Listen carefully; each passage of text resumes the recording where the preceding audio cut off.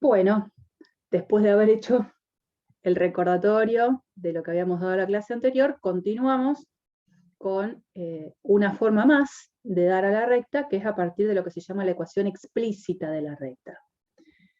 La ecuación explícita de la recta es una ecuación que a ustedes no les tendría que resultar extraña, es más, les debería resultar bastante conocida, porque es la que habitualmente se usa en análisis matemático 1. Ustedes deben estar trabajando con diferentes tipos de funciones y existe lo que se llama la función lineal, ¿no es cierto? Sí, profe. Bueno, y fuera de cómo la hayan nombrado, es la ecuación, la función lineal es una función que se escribe número por x más número, ¿no? Número por x más número. Bueno, la ecuación explícita de la recta en el plano se va a escribir de esa manera. No estoy hablando de una función, porque el contexto de álgebra no es presentarla como una función, pero ¿de dónde sale la ecuación explícita de la recta? Si comenzamos con la ecuación general de la recta, le vamos a pedir a este coeficiente, que es justamente el que está multiplicado por b, que no sea 0. A los restantes coeficientes no les vamos a pedir ningún tipo de consideración. Necesito que b sea distinto de 0. Así como para la segmentaria necesitamos que el a, el b y el c sean distintos de 0, para la explícita solo pido la condición de que b sea distinto de 0, el numerito que acompaña la i. Porque de ser distinto de 0, lo que uno puede hacer es un despeje. Uno puede despejar a la i en función de la x. Digamos, hay un primer paso, a lo mejor que podríamos hacer acá, que está como intermedio. Si yo quiero despejar a la i, a lo mejor lo primero que puedo hacer es esto. bi es igual a, y este término de ax y este coeficiente c, lo dejo del lado de la derecha. Entonces va a quedar menos ax menos c. De acá a acá, ¿cómo salto? ¿Qué es lo que hago? Paso la B como La dividiendo. B pasa dividiendo. Claro, acuérdense, no pasa nada. Ustedes para decirlo bien, no van a decir paso dividiendo. ¿Qué van a decir? Va al denominador. Divido a ambos términos por b. Eso. Y vamos a decirlo elegante, como corresponde. Entre nosotros decimos paso la b dividiendo, pero lo elegante y lo matemático, como corresponde, debería ser, como decías vos, divido a ambos lados por b. Esa es la idea, ¿no? Pero bueno, en definitiva, hagamos como lo hagamos, vamos a llegar a lo mismo todos. La idea es que va a quedar entonces i igualado a número por x más este numerito. Entonces, así como lo hicimos también al momento de dar la ecuación general de la recta, vamos a dar como un renombre, ¿no? Vamos a renombrar a este numerito que acompaña a la x y lo vamos a llamar m, y al numerito que queda suelto lo vamos a llamar h. Entonces, la expresión a la que llegamos es i igual a numerito por x más numerito, i igual a la famosa expresión mx más h. Yo digo famosa porque en realidad es famosa, pero por ejemplo en análisis matemático 1, la expresión de la función lineal, ¿la escriben así o la escriben distinta? Con otras letras. Así. No, las mismas. Genial. Genialísimo. Bueno, fantástico. Se llega entonces a la ecuación explícita de la recta.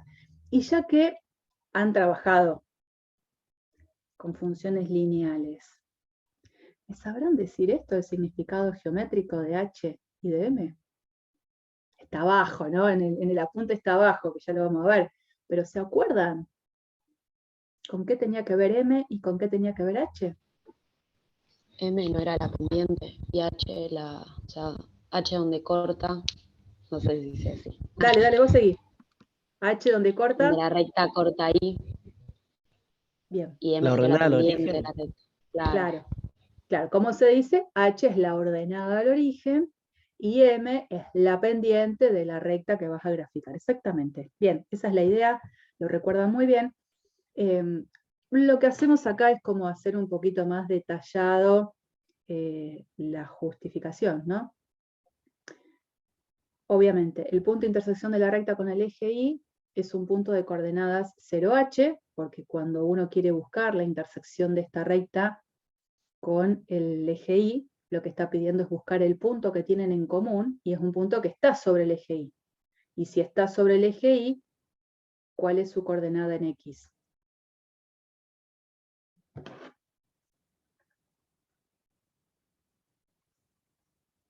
Estoy pensando en esta situación, ¿no? Supongamos un dibujo medio ahí a mano alzada. Este puntito, que es el que va a tener como coordenadas 0h, ¿por qué tiene esas coordenadas?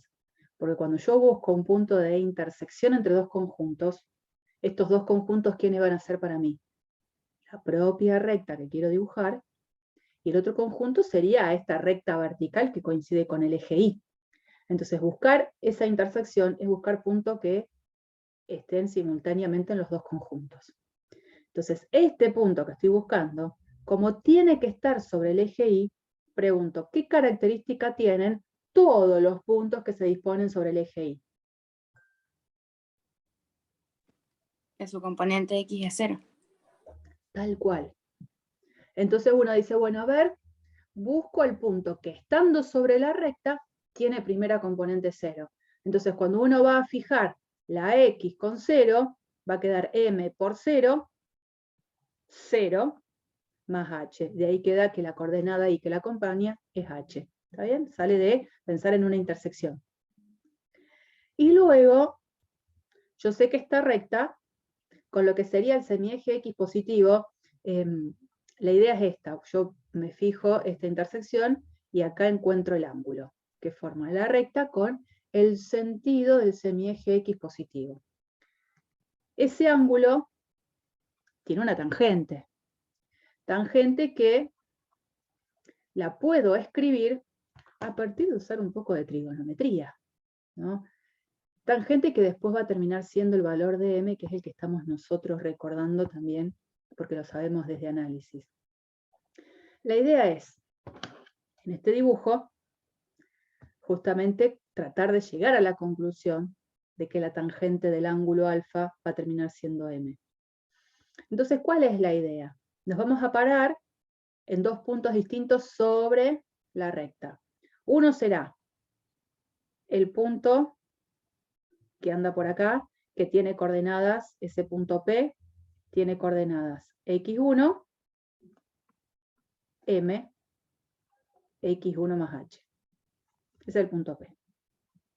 Después me voy a mover a otro punto cercano, en donde a ese puntito yo lo voy a llamar Q.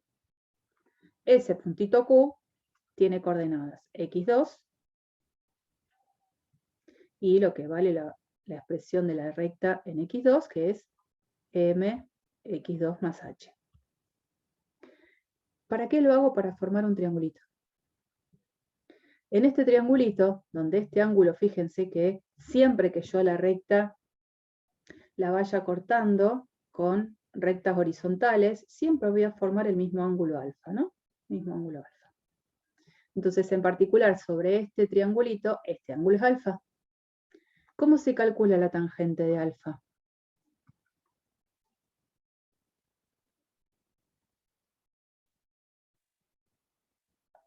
Piensen en el dibujo del triángulo.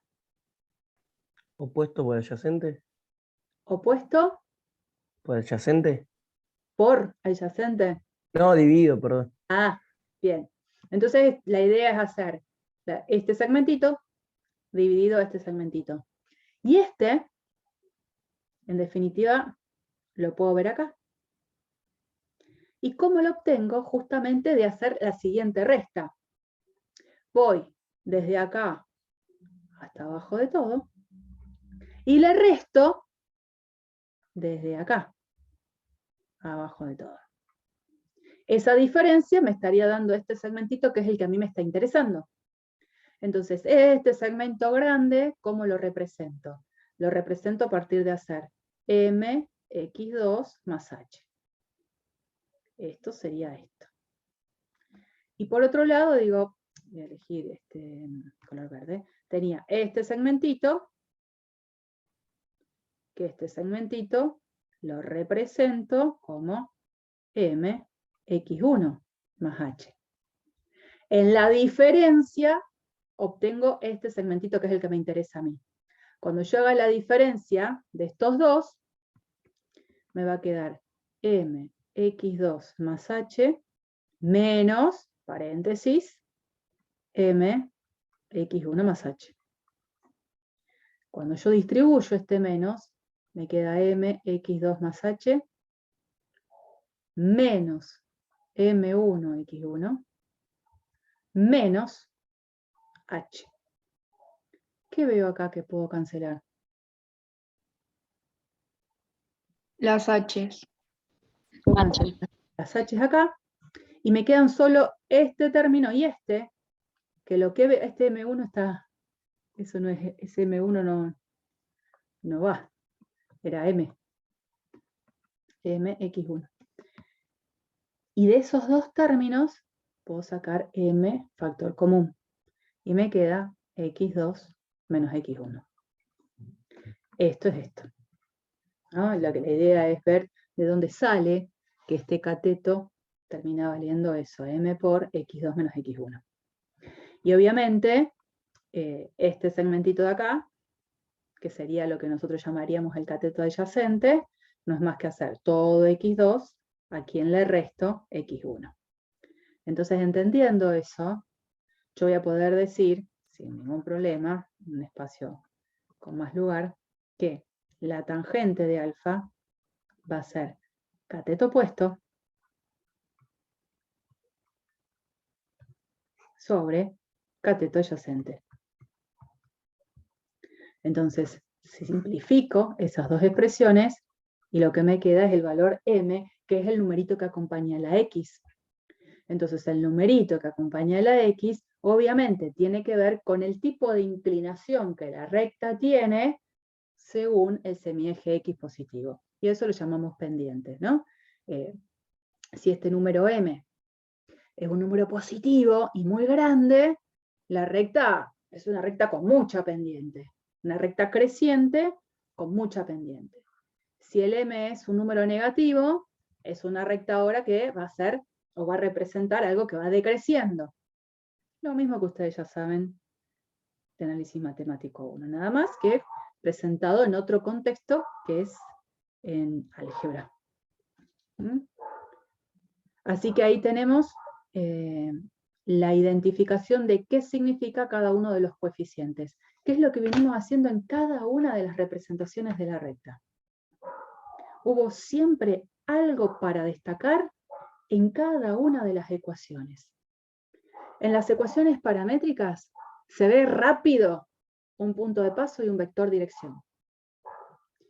En la ecuación general se ve rápido un vector normal a la recta. En la ecuación segmentaria se ve rápido la intersección de la recta con cada uno de los ejes coordenados. Y en la ecuación explícita de la recta se ve rápido la pendiente y la ordenada al origen. Cada una de las formas de la recta tiene sus propios beneficios. De cada una encuentro a lo mejor un tipo de información distinta. Eso les va a servir porque después en la práctica van a trabajar con construir rectas que cumplan condiciones. Y conocer eso de cada uno de los estilos de la recta va a venir muy bien. Porque entonces, si son astutos, van a saber al momento de dar una recta cuál de las 4 que vimos es la que mejor se ajusta en función de los datos que el problema les está dando. Ya se van a meter en ese campo, todavía falta, pero acuérdense de eso. Bueno, ¿qué es lo que podríamos trabajar con rectas? Podrían preguntarme a mí, entre dos rectas, ¿cuál es el ángulo que forman? Bueno, la verdad es que gráficamente creo que no habría problemas en identificar qué significa gráfico, trazo una recta, trazo la otra. Digo, a ver, entiendo a qué se refiere cuando calculo ángulo. Bueno, yo creo que más o menos gráficamente todos tendríamos una idea de qué significa calcular un ángulo. Por supuesto que cuando yo tengo dos rectas, en este caso como en el dibujo que se cruzan, tengo dos posibles ángulos para dar. Porque yo puedo focalizar, por ejemplo, en este, que es el que está marcado como tita, o podría focalizar en este. Entonces, cuando uno hace las cuentas, a veces llega a encontrar el ángulo tita tal cual como está marcado, o a veces llega a este otro que de tita es suplementario. Y eso dependerá del ejercicio, qué es lo que les pidan, porque probablemente les puedan decir, calcule el ángulo agudo formado entre las dos rectas. Y entonces ya saben que si ustedes con las cuentas encontraron este que era obtuso, ¿cómo hago para encontrar este que es tita? Se resta. ¿Qué cosa? 180. 80. Bien, eso. Perfecto. Bueno, entonces, vamos al proceso de cómo lo podemos hacer. Entonces, dadas dos rectas en el plano, si son paralelas, porque esa también es una opción, puede pasar que yo tenga dos rectas que son paralelas, no coincidentes, o pueden ser, acá tengo R1 y acá tengo R2, dos rectas paralelas. No coincidentes quiere decir que no tienen ningún punto en común. Y si son rectas paralelas coincidentes, es porque en realidad son la misma recta. Dibujo R1 y al dibujar R2 la dibujo tal cual encima de R1. Coincidente con R2, es común que pongamos 3 rayitas para poner coincidente. Cualquiera sea este caso o este, el ángulo entre las rectas es 0 grados. Así lo vamos a definir, 0 grados.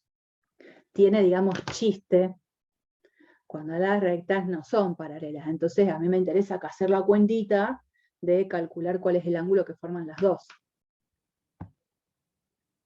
Entonces, ya considerando que estoy con rectas que son secantes, que se cortan en un punto, digo, ¿cómo hago para calcular el ángulo? Y lo que yo tengo que pensar es que yo voy a usar todo el tiempo vectores, ¿no? Vectores. Creo que ya se los dije miles de veces. Aquel que vectores lo viene medio enclenque, esta parte creo que o termina de asustarlos o nada, los termina de meter definitivamente en el mundo de vectores y lo van a terminar entendiendo, que creo que es lo que termina sucediendo, ¿no? Uno obligadamente, cuando va viendo todos estos temas nuevos, vuelve a vectores, vuelve. Así que vectores en algún momento en la cabeza termina sentado, ¿eh? Y uno se va metiendo en ese mundo sin problemas. Lo que antes les parecía que era súper abstracto y que no les gustaba nada, lo terminan manejando. Entonces, bueno, ¿cómo hacemos para calcular el ángulo entre rectas? Lo vamos a definir en función de algo que yo sí sé calcular, que es el ángulo entre vectores. Entonces, para poder calcular el ángulo entre las rectas, vamos a pensar en tomar a las rectas, esta es una opción, tomar a las rectas en forma paramétrica. Se supone que yo a las dos rectas las tengo. Entonces, de la recta R1, yo tengo un vector que le da dirección, porque tengo las componentes U1 y U2 de un vector que de la recta R1 es paralelo. Y si de la recta R2 también la tengo en forma paramétrica, de R2 conozco las componentes, acá, de un vector que lo llamaré B, de componentes B1, B2, que es paralela a la recta R2.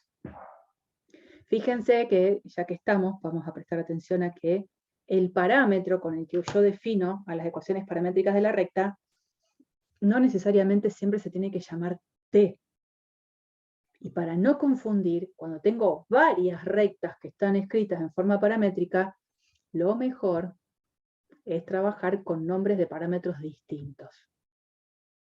Así como ustedes habrán visto en análisis 1 que muchas veces uno escribe f de x, f de x, f de x, pero a veces pone f de t, a veces pone f de u. ¿El nombre de la variable cambia? Bueno, acá va a pasar lo mismo. El nombre del parámetro también puede cambiar. No necesariamente siempre tiene que ser t. Entonces, además, como consejo, cuando sobre un mismo ejemplo ustedes trabajen con ecuaciones paramétricas de varias rectas, les conviene usar nombres de parámetros distintos para no caer en errores. Y entonces digo, bien, tengo este vector u que de la recta R es paralelo, entonces lo desplazo a u en este lugar. dB es un vector paralelo a R2, este es B, y calculo el ángulo entre los dos vectores. Y el ángulo entre dos vectores era como un camino inducido por el cálculo del producto escalar. Si ustedes recuerdan, cuando nosotros hacíamos el producto escalar entre dos vectores, ¿cómo lo habíamos definido? No por componentes, la primera definición, la que no usaba las componentes.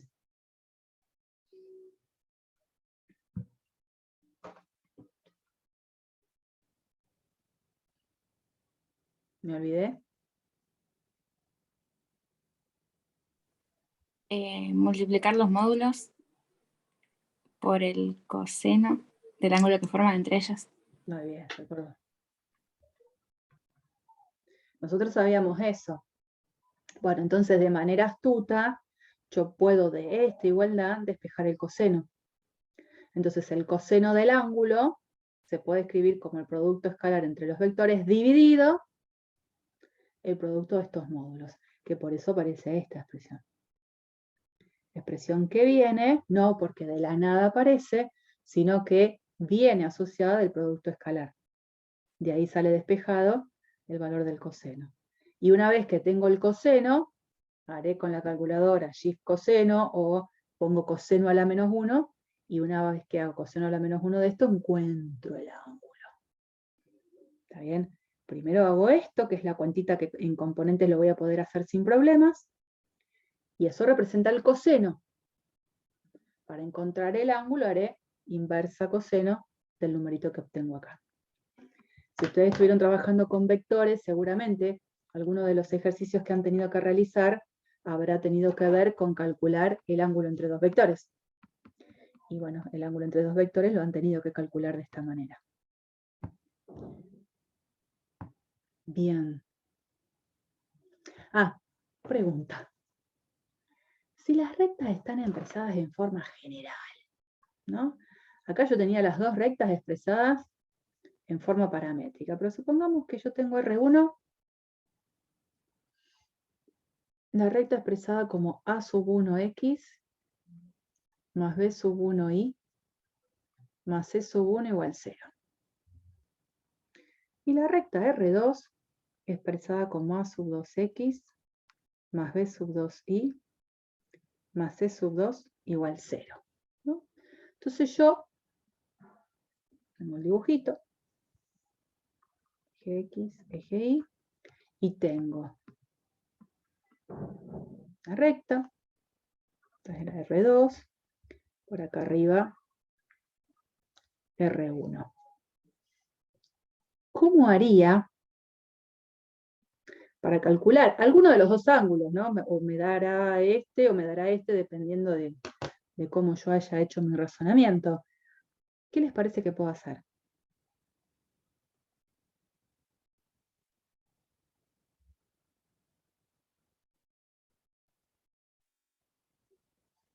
Formar un triángulo.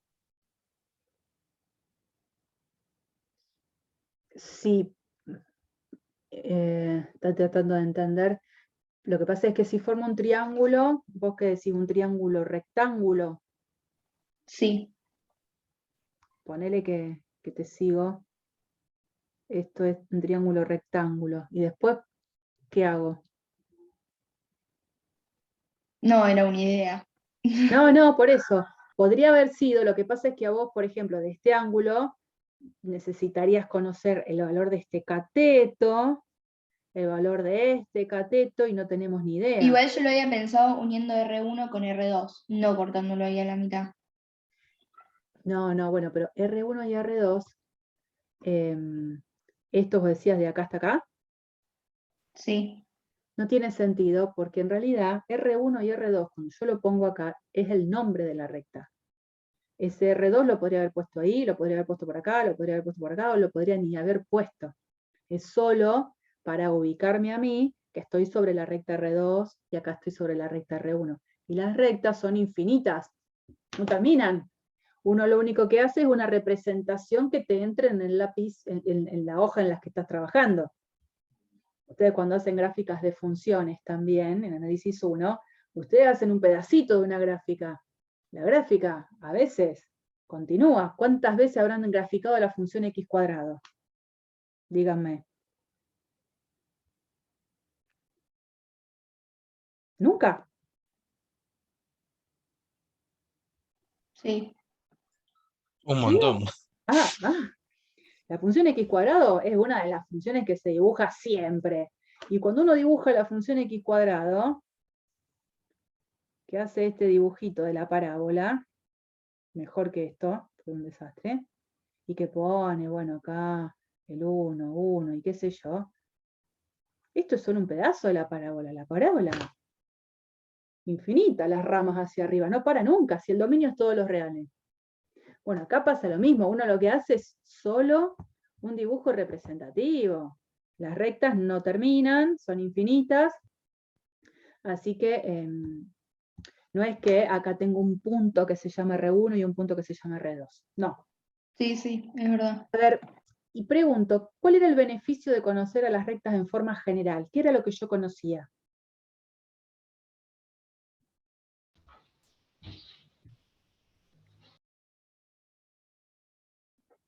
¿Qué conocía de las rectas cuando estaban en forma general?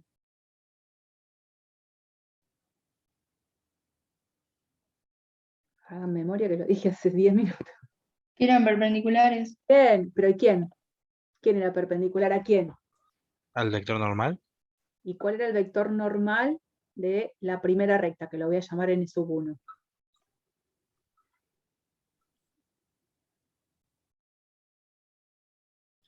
No sé si me estoy acordando bien, pero era A1, B1 y C1 como los componentes X y Z, ¿puede ser? No, ¿para qué Z te lo inventaste? Porque nunca hablé de Z. Perdón, me mareé con otro tema. A1 y B1, Ahí está, como el X y. ahí está. Me Ahí va confundo las Z. materias, perdón. ¿En dónde ves Z? Estoy recursando esta, estoy dando análisis 2 ahora. Ah, bueno, claro. Ahí Z como Pancho estamos. Sí, Claro. me gustaría verla menos, sinceramente. Ah, bueno, después te pregunto de análisis 2 a ver por dónde anda. Bueno, entonces, el vector n1 es el que tiene componentes a sub 1, b sub 1, que es un vector de la recta R1 perpendicular. Entonces, cuando uno hace un dibujito, miren, gran parte de los ejercicios cuando ustedes lo hagan, les pido háganme caso. Háganse un croquis a mano alzada de la situación. No específicamente la recta, un dibujo como este, así, representativo. Y con un dibujo como ese traten de ver y de sacar algunas conclusiones. A ver, de la recta R1 acá me está diciendo que este vector es un vector perpendicular. Entonces, como hicimos acá, el dibujo de los vectores lo hago pensando que es el origen del vector, y lo hago de tal manera, ahí, de tal manera que forme un ángulo de 90 grados con lo que es la recta R1. Ahí. Después de R2, conozco también un vector normal. ¿Quién es?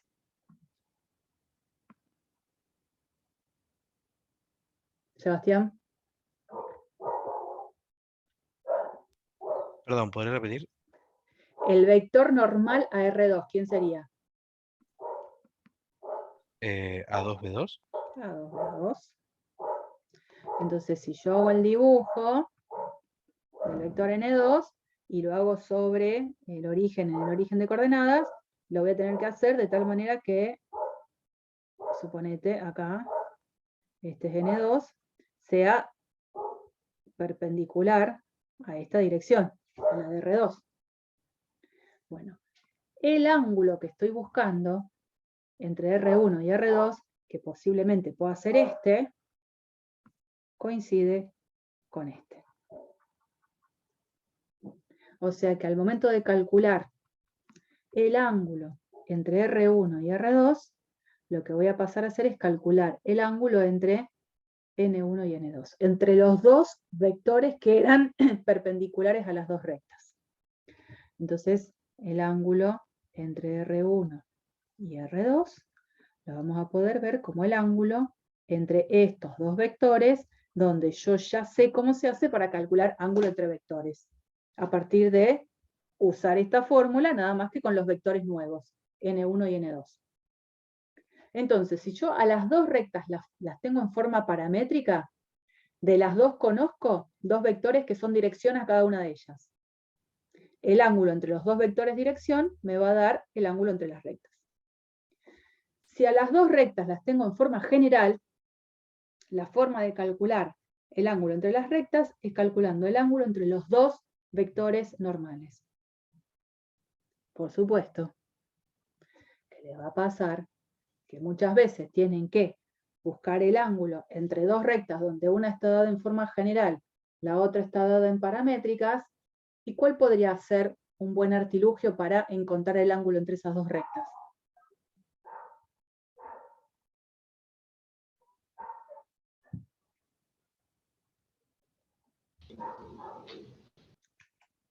Vuelvo a preguntar.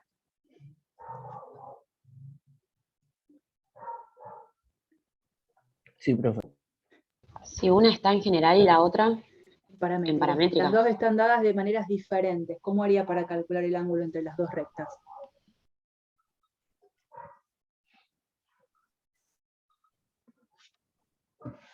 Si no me equivoco, sacas el vector normal al vector de la paramétrica, ¿no? Bueno, cómo no. Digamos, hago la interpretación de lo que vos dijiste. La idea es que si a una la tengo en forma general y a la otra la tengo en forma paramétrica, o a la que tengo en general la paso a paramétrica, o a la que tengo en paramétrica la paso a general. Para que las dos estén expresadas de la misma manera, total después ya sabría qué hacer. ¿Estamos de acuerdo? Que tiene que ver con eso que vos decís, de al paralelo sacarle un normal. Exactamente. Bien. ¿Cómo me doy cuenta yo si dos rectas son paralelas, si dos rectas son perpendiculares? Bueno, de nuevo, las rectas dependiendo en qué forma están, es cómo me va a resultar a mí ver de una manera simple que dos rectas son paralelas o son perpendiculares. Es un poco como recién. Condición de paralelismo entre rectas, ese es el título, ¿no? Yo tengo dos rectas, de las cuales de las dos tengo sus ecuaciones paramétricas. O sea que conozco un punto de paso de cada una y conozco un vector dirección de cada una. Entonces, dibujito, chan, recta, recta. No son muy paralelas, pero bueno. De cada recta, yo conozco un vector dirección. Lo voy a hacer dibujado, lo voy a dibujar sobre cada una de las rectas. Acá, qué feo que me quedó.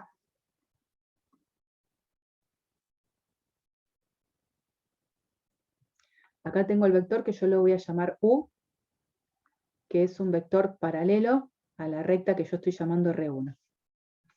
Y de la recta R2 tengo un vector, Ahí. Pulso malísimo. Un vector que lo llamo B, que de la recta R2 es paralelo, ¿no? Entonces, para que las dos rectas sean paralelas, lo que va a tener que pasar es que quienes van a tener que ser paralelos son estos dos vectores. Porque es de nuevo, cuando quise calcular el ángulo entre rectas, tuve que caer a ángulo entre vectores, porque es lo que yo sé trabajar.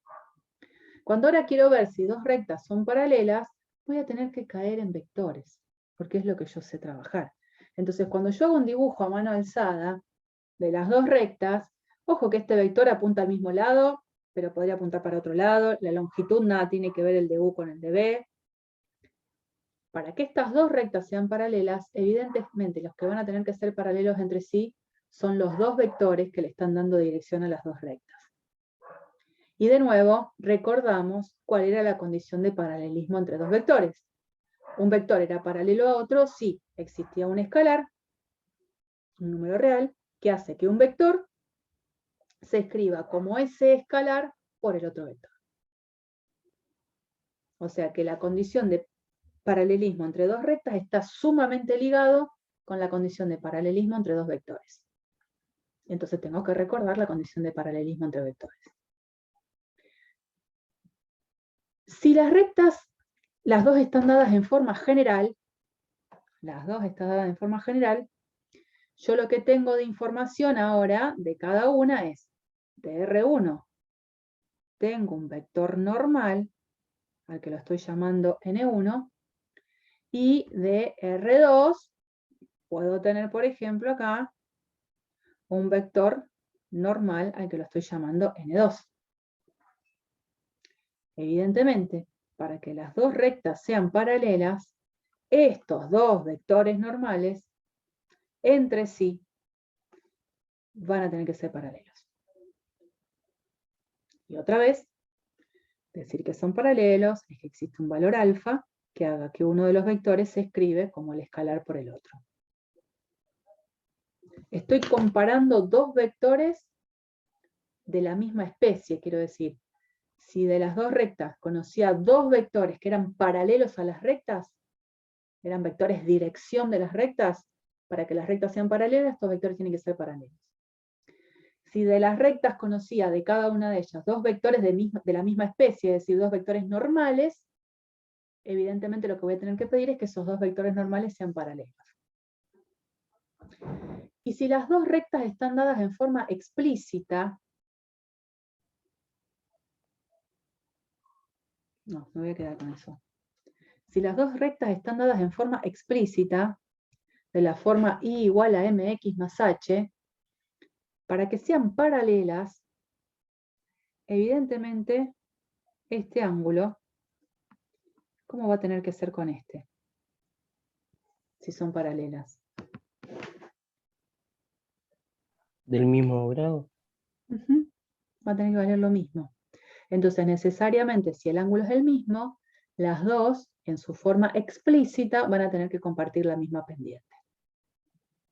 Así que si las dos rectas están dadas en forma explícita, las dos están escritas de la misma forma, para ver si son paralelas es muy fácil ver el valor de las pendientes. Si ya tienen pendientes distintas, evidentemente no van a ser paralelas. Bien. Eso es lo que tengo que borrar los dibujitos. Bueno, y ahora lo mismo, pero pensando en si a lo mejor lo que yo quiero ver es si las rectas son perpendiculares. Y otra vez, dibujito a mano alzada. A ver si en este espacio me sirve. Achico un cachito, pero porque quiero espacio. Ahí, acá abajo.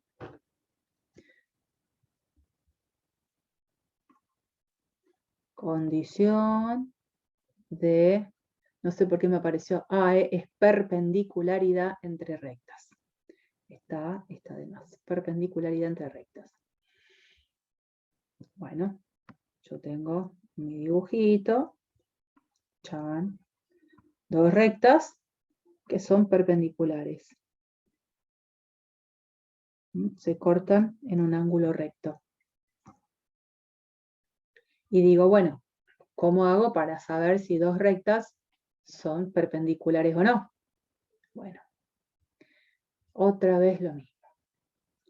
Si las dos rectas están dadas en forma paramétrica, de cada una de las rectas, por ejemplo, esto es R1, voy a conocer un vector normal, o sea, de R1 conozco un vector normal, de R2, perdón, un vector paralelo. Las ecuaciones son las paramétricas, entonces de cada recta tengo un vector paralelo. De R1, U es un vector paralelo, de R2, por acá, B es un vector paralelo. Si las rectas R2 y R1 son perpendiculares, eso quiere decir que obviamente el ángulo que forman entre las dos rectas es de 90 grados, ¿no? Eso es lo que quiere decir perpendicular. Y entonces digo, bueno, tengo que caer en el terreno de usar vectores. Si las rectas son perpendiculares, quienes tienen que ser perpendiculares son justamente estos dos vectores. ¿Y cómo hacíamos para chequear que dos vectores eran perpendiculares? Viendo su producto escalar. Si el producto escalar daba 0, los vectores eran perpendiculares. Así que así como antes en la condición de paralelismo escribimos la condición de paralelismo entre dos vectores, ahora en la condición de perpendicularidad estamos escribiendo la condición de perpendicularidad entre dos vectores. Lo mismo. De la misma manera digo ahora, bueno, ¿y qué pasa si las dos rectas con las que estoy trabajando, las dos, están dadas en forma general? Quiere decir que de cada una de las rectas lo que yo conozco es un vector normal. Entonces de R1 conozco un vector que lo llamo N1 normal a la recta R1, y de la misma manera conozco de R2 un vector que es normal a R2. Para que R1 y R2 sean perpendiculares, es decir, que el ángulo que forman es de 90 grados, quienes van a tener que ser perpendiculares son justamente estos dos vectores normales,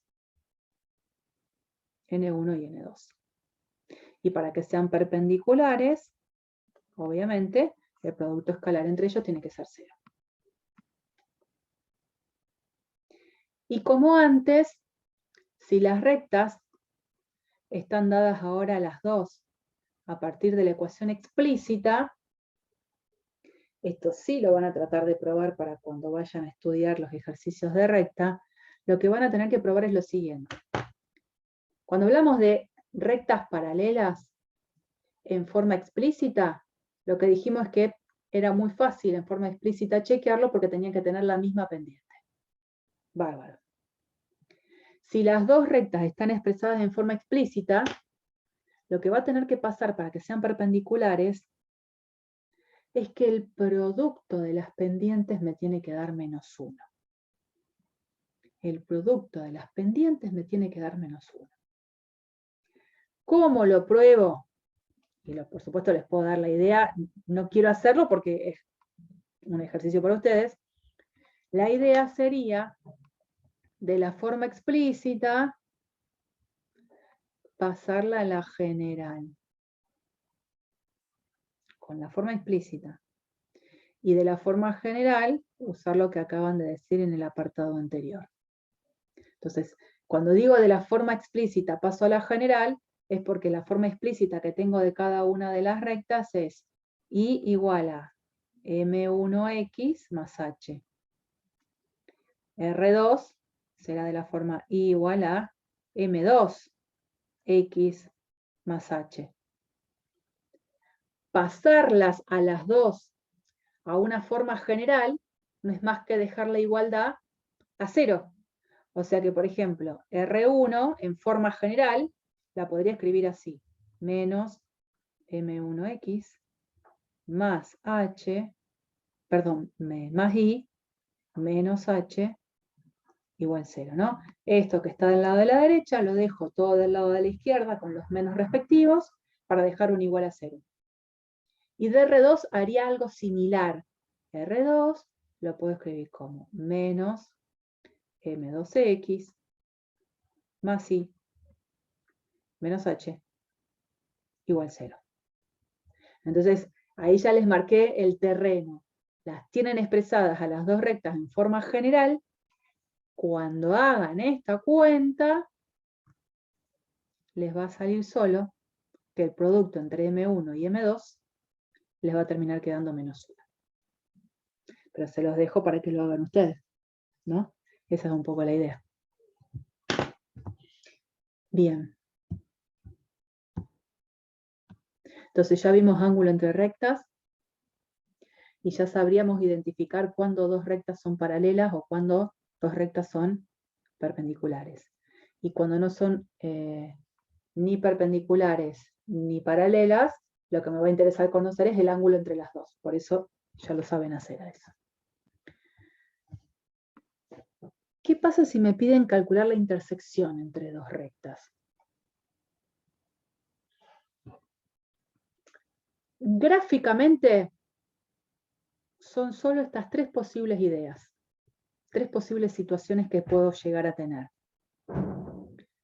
Las dos rectas o se cortan en un único punto,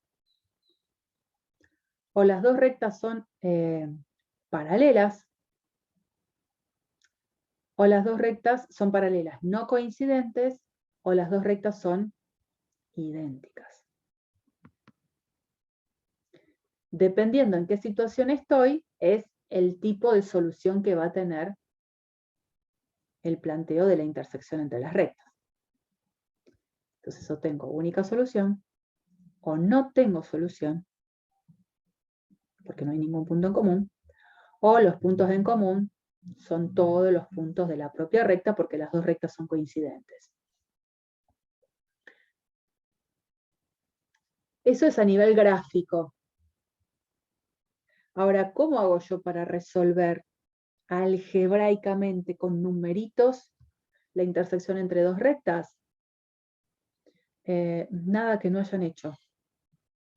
Cuando yo tengo una recta en forma general y la otra recta en forma general, pedir los puntos que estén en la intersección es pedir puntos que verifiquen simultáneamente las dos ecuaciones.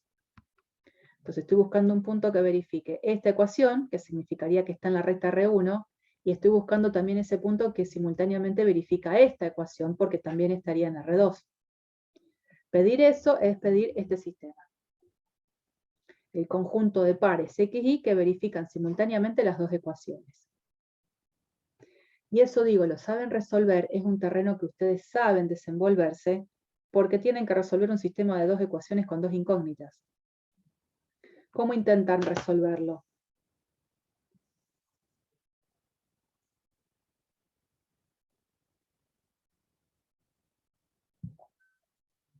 ¿Cómo lo puedo resolver?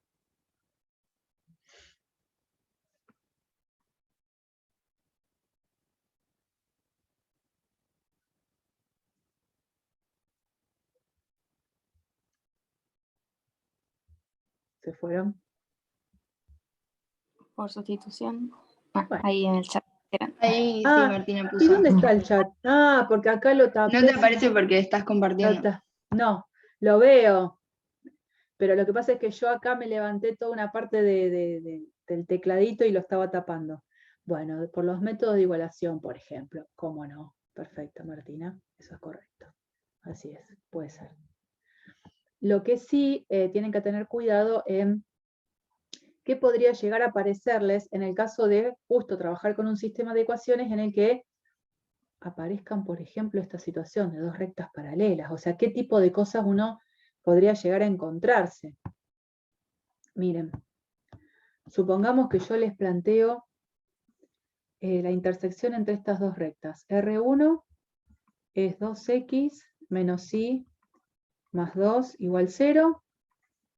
R2 es menos 4x más 2y más 5 igual 0. Supongamos que yo les planteo de esas dos rectas, quiero encontrar la intersección.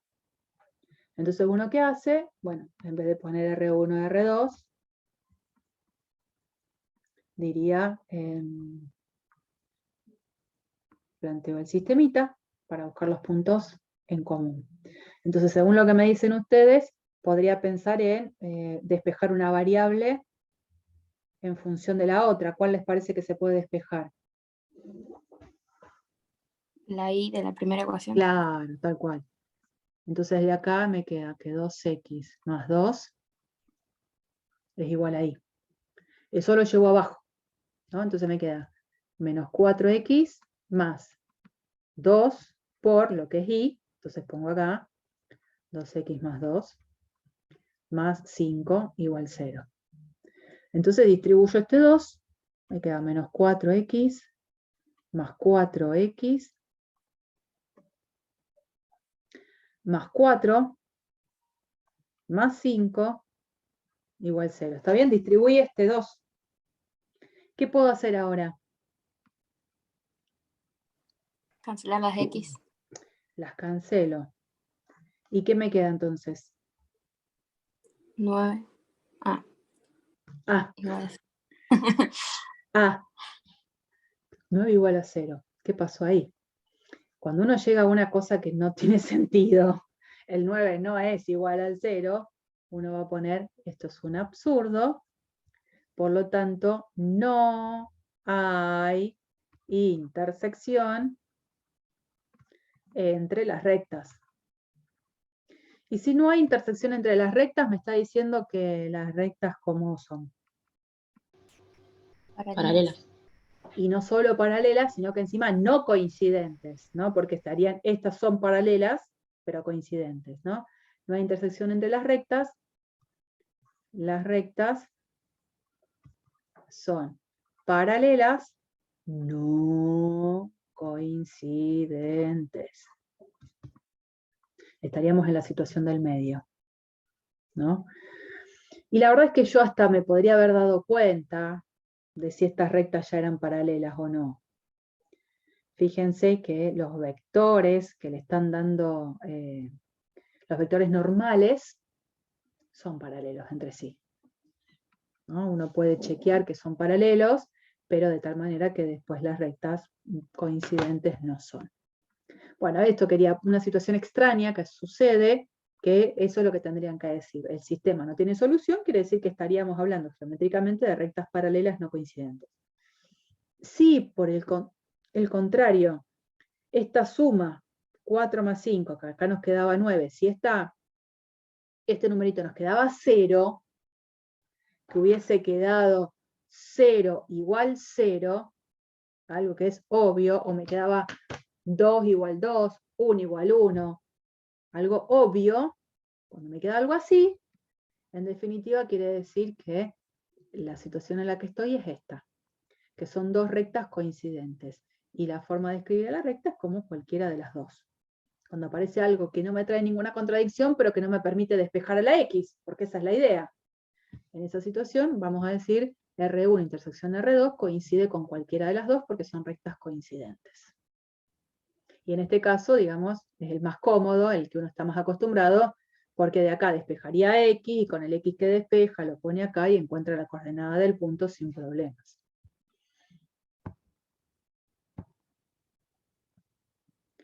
Y bueno, esto ya sería la última página del apunte, que es en donde aparece una fórmula de cálculo, por supuesto demostrada, de la distancia de un punto a una recta.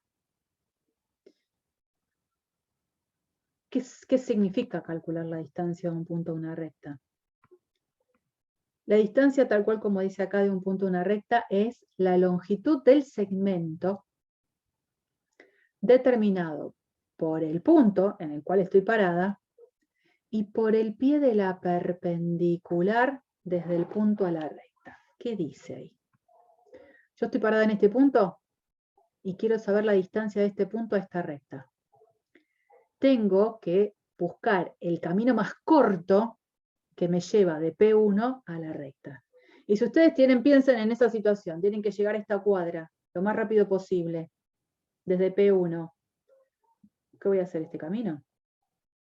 Voy a hacer este camino. Voy a hacer este camino hasta llegar a la recta. No, el camino más corto es el camino que surge de seguir una dirección perpendicular hacia esa recta a la que quiero llegar. Y entonces una manera de escribirlo es obviamente decir, es la longitud de este segmento que surge de unir a P1 con el puntito de acá, y ese puntito, ¿quién es? Que ni siquiera está nombrado, es el pie de la perpendicular trazada desde P1 a la recta R. Trazo una recta perpendicular a la recta R que pasa por P1, tengo este punto, la longitud de este segmento coincide con la distancia que estoy buscando. ¿Estamos de acuerdo? Sí, profe. Creo que sí, digamos, suena lógico. La distancia de un punto a una recta. Bueno, ahora hay que calcularla.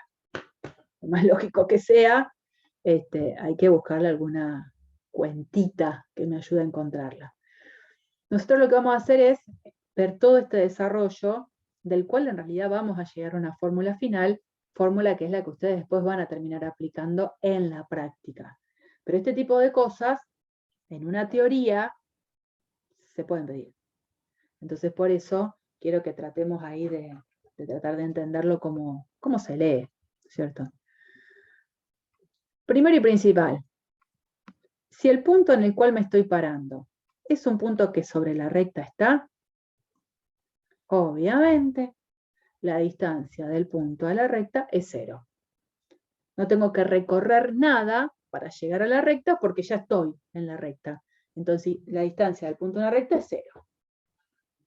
Tiene chiste o tiene como un poquito más de jugo el desarrollo cuando el punto en el cual me voy a parar en la recta no está.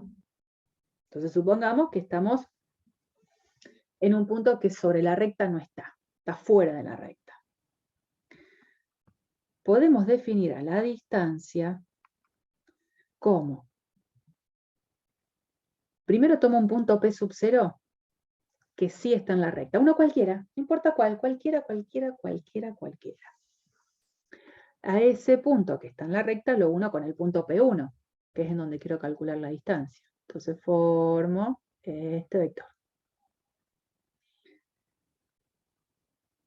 Proyecto este vector P0, P1 sobre lo que sería la dirección normal de la recta, una dirección perpendicular a la recta. Y la dirección perpendicular a la recta me la da el vector de la forma AB, porque la recta la necesito dar en forma general, parto de eso, tiene que estar dada en forma general. Entonces, yo hago la proyección del vector P0, P1 sobre la dirección del vector normal. Este vector proyección, que está acá, su módulo coincide con la distancia. Porque el módulo de este vector, no se va a ver, el módulo de este vector coincide con esto, que es el valor de la distancia del punto a la recta. Entonces por eso, cuando el punto no está sobre la recta, la distancia del punto a la recta la vamos a poder calcular como el módulo de el vector proyección P0, P1 sobre el vector normal, que es la forma que nosotros lo escribimos así. Proyección de P0, P1 sobre el vector normal. Y P0 realmente es cualquier punto que esté sobre la recta, de verdad cualquiera. Puede estar por acá, muy lejos, muy lejos, muy lejos, muy lejos del otro lado, no importa.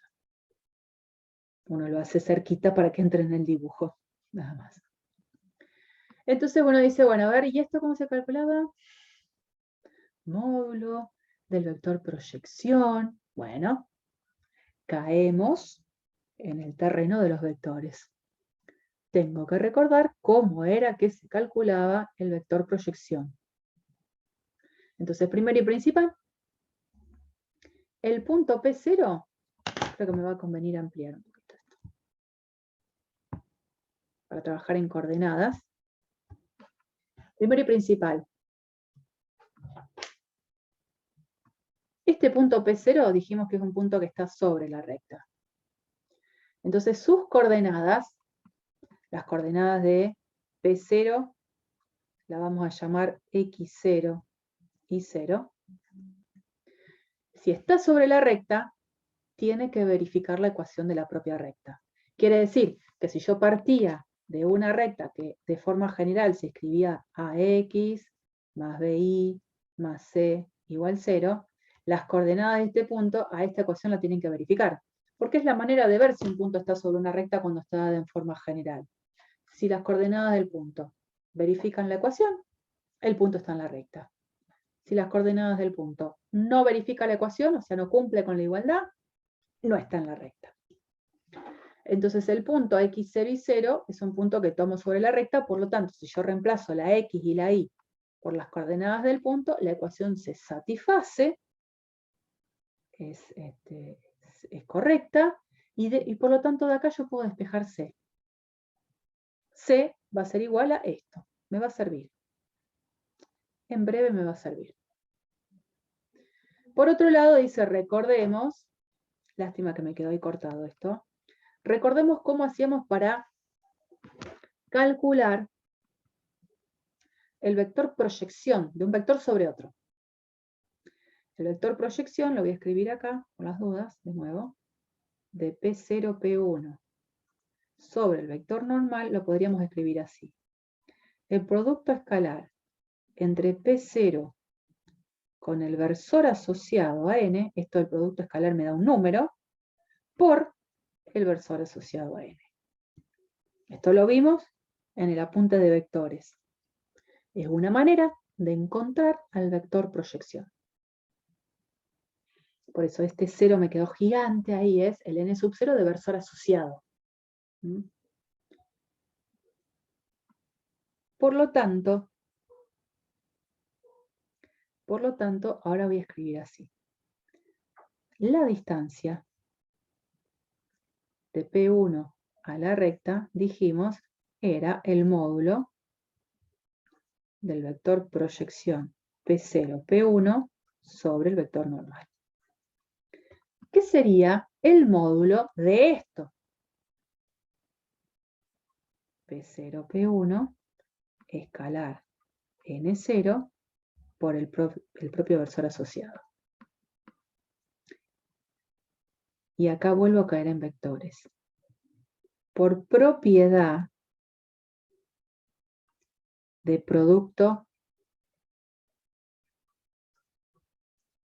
de un escalar, por un vector,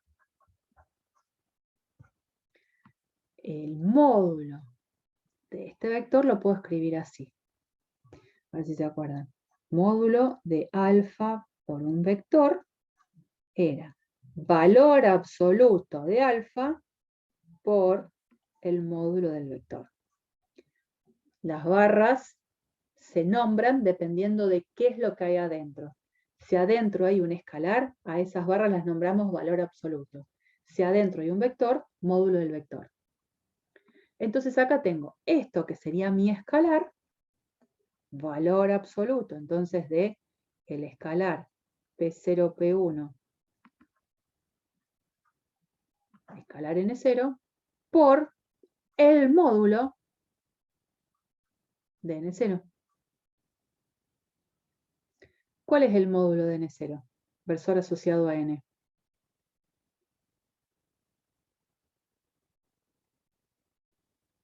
Versor asociado a N. ¿Qué módulo tiene? El versor no tiene 1.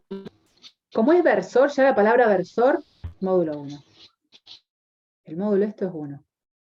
Por lo tanto, lo único que termina subsistiendo es valor absoluto de el numerito que surge de hacer P0, P1, escalar N0. Todo esto que está acá es la explicación de por qué directamente el módulo de este vector, que es lo que yo les ponía acá, lo podemos calcular haciendo esto solo. Porque paso por estas instancias intermedias de lo que estamos explicando, de qué manera lo estamos haciendo.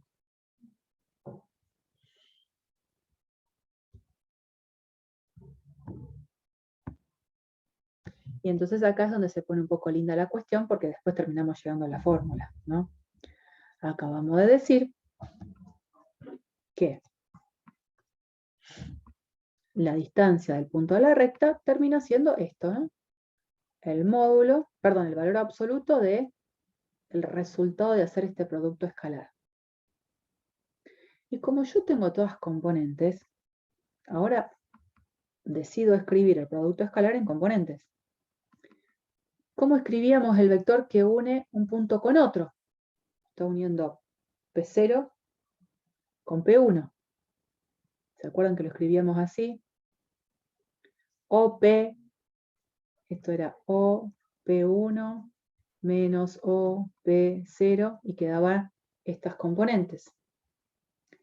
Y N0, que es el versor asociado a N, yo sé que el vector normal tiene componentes AB. Su versor asociado, si ustedes recuerdan, se calculaba dividiendo las componentes del vector por su módulo. Y el módulo del vector es la raíz cuadrada de A cuadrado más B cuadrado. Entonces escribí cada uno de estos vectores con sus correspondientes componentes. Y ahora digo, ¿cómo se resolvía esto del producto escalar entre dos vectores? Y hacíamos el producto de las componentes homólogas y sumábamos. Entonces, ¿qué es lo que me queda?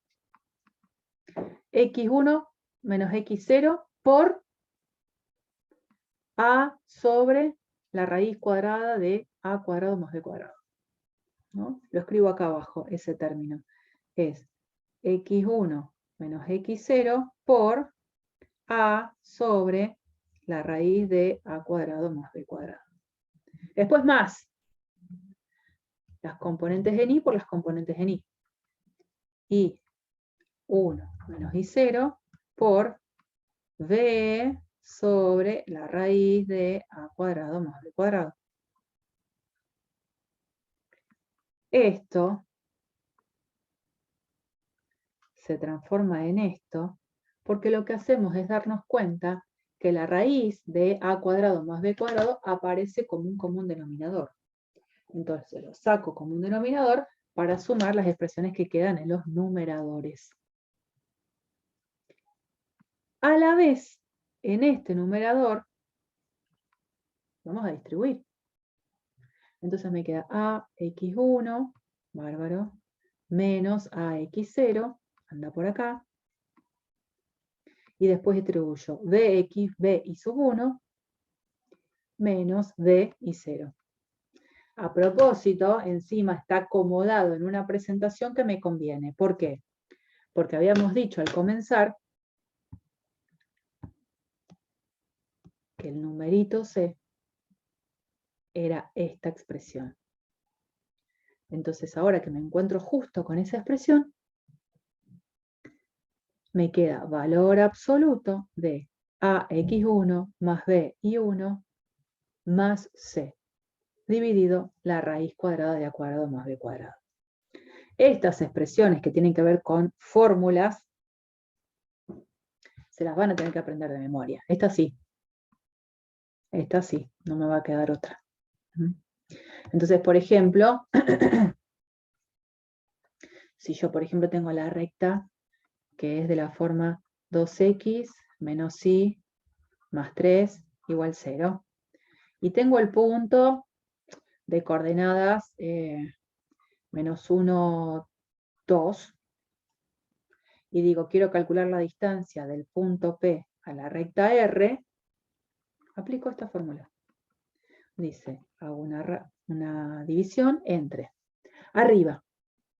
Como la ecuación está dada de la recta en forma general, así, AX más BI más C igual 0, dice que me quede con la parte que está despejada al 0, pero en el lugar de la X y de la Y, tengo que poner las coordenadas del punto.